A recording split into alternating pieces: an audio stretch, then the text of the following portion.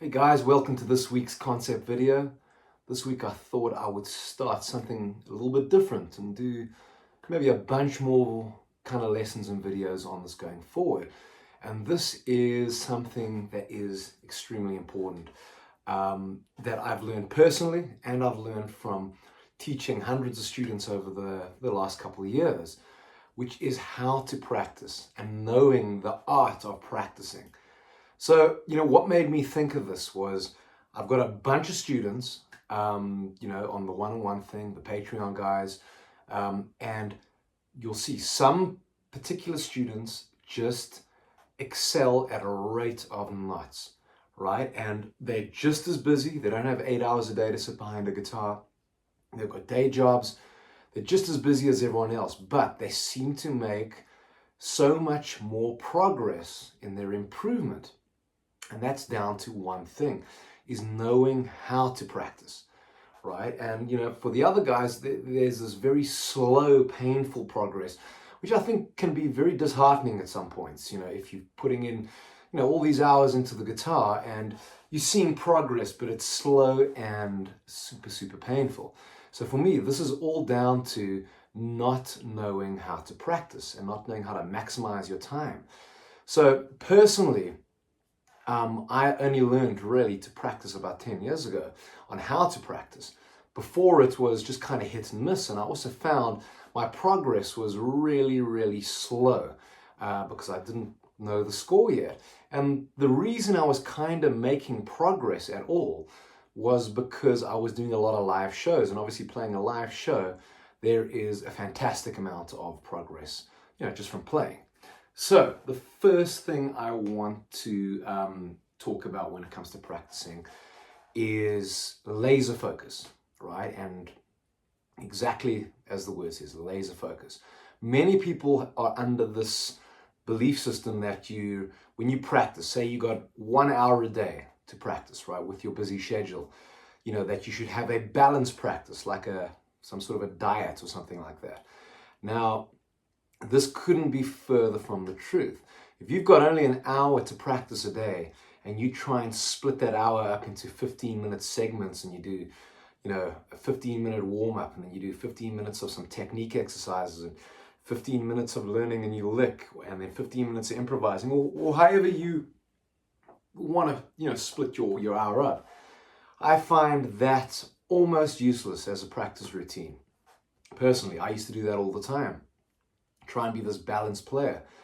The fact of the matter is that you progress the best, and this is from personal experience, when you laser focus on a particular thing. So for the last 10 years, my goals in practice now is I ask myself, well, what do I want to achieve? What is the next step for me playing wise? It might be a lick, it might be a technique, it might be an improvising concept, it might be becoming a better songwriter, whatever it is. And I only focus on that. And I do everything in a practice session that is focused just towards that goal. And because I'm laser focusing all my energy into just that, I find I achieve results a lot quicker. Obviously, we're spending more time on it, but it digests so much better. It really becomes part of you.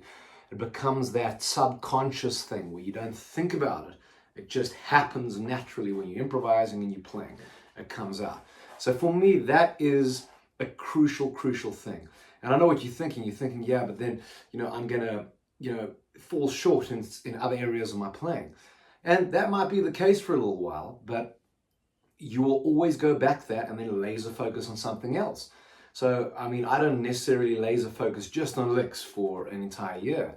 That might be for 2 months or a month. I'll laser focus on some licks in a particular style and all this sort of thing. And then, then it might be rhythmic chops or, improvising concepts or something like that, or songwriting. So it's really about laser focusing. And now you've got to figure out what you want to focus on. And that's a very, very important thing. Because when you ask yourself the question, what do I focus on now for the next month? That all depends on who you want to be as a player. And I find this super, super important. The clarity, I call it the clarity. You've got to have a very, very clear picture of who you want to be as a player. And it can't be as simple as, I want to be a blues player, right? Because that's still too vague. You got to get specific. You got to write this down. You got to really focus where you want to be. I want to be a Texas blues player with a bit of jazz influence, or a bit of this, a bit of that. You really got to nail it down, and that gives you clarity. Then all of a sudden, what you practice is super, super easy. It really, really is. It's one of the easiest things in the world, because you got a clear vision of where you want to be, so you know what you want to practice, right? Okay, and then the last thing I want to chat about, which is another thing that's been incredibly helpful for me, is self-analysis, right? It's a tough thing. It's like taking a long, hard look in the mirror at your playing. But all I do is I pop my phone up, I put the camera on, and I record whatever I'm working on. So if I'm working on improvising concepts, and maybe adding diminished scales into a blues, or playing more soulfully in a blues, or whatever the case is, I record myself doing it.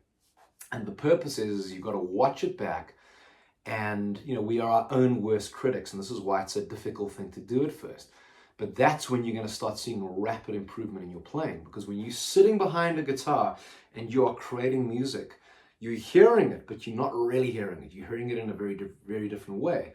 And when you watch yourself back playing it, and you're not actually creating the music, you can pick up on certain things that you want to change, or certain things that you want to keep. So, the self-analysis shouldn't just be a negative experience. It should be a positive one too.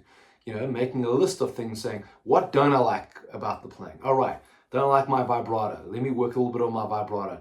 My phrasing's pretty bad in that area. It sounds a little bit sloppy. Those might be some of your crits, or a lick's not working properly. You write those down. Now you can focus on those particular things, and really just look at those, get those right. And then the other side of the coin is, what did you like about the solo?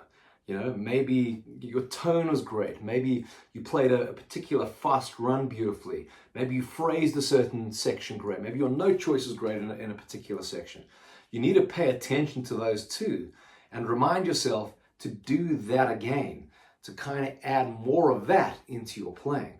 So the self-analysis is another critical part of practicing. And guys, I'm going to be doing plenty more videos on this, not all in a row obviously, but there is so many things that I've learned over the years, that other great players, advice that other great players have given me, that have been a massive help. So give this a try. Try and apply exactly what we've done in today's lesson, and I will guarantee, if you do this properly, you will start seeing results like crazy. You won't recognize you're playing in about 2-3 months time. You'll accelerate beyond any way you ever thought you would. So guys, I hope you enjoyed that. Thanks once again for the continued support, and we'll see you soon.